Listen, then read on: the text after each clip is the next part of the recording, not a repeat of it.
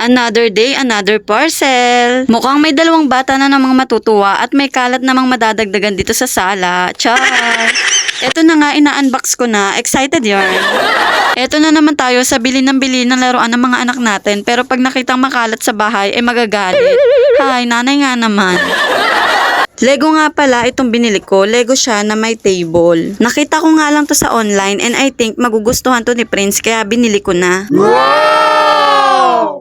Ito pala yung mga kasama sa loob. May 2 packs na siya ng Lego. Tapos, yung 4 na piraso na paa ng table. Then, meron din siyang 4 pieces na parang container na paglalagyan ng mga Lego habang naglalaro yung mga bata. Then, meron na rin 2 manual na pwede nilang paggayahan ng mga figure na gagawin nila. So, ayan, mag-i-start na ako i-assemble itong table. Madali lang naman din siyang buuhin. May kasama na pala siyang pang-adjust na table para if ever na gusto niyo ng mataas or mababa ay pwede. Meron na nga rin palang kasamang 1 pirasong upuan to mga mi. Tapos may foam sticker na pwede nyong ilagay sa mga paa ng table and chair para hindi siya madulas. 3-in-1 na pala tong table mga mi. Kung gusto nyo, Lego table. Tapos pwede ring baliktarin para maging study table.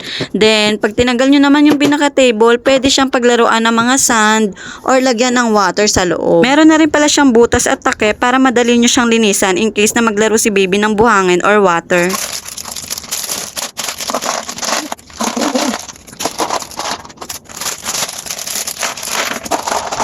Ayan na mga mi, ready na ang ating Lego table at pwede nang laruan ng mga kids. Sakto nga rin at nagising na tong bunso ko para makapaglaro na rin siya ng Lego. As of now, enjoy na enjoy naman to si Prince sa pagbubuo. Hindi niya na nga nilubayan yung Lego niya. So paano ba yan mga mi? Hanggang dito na lang yung video ko. Salamat po sa panonood.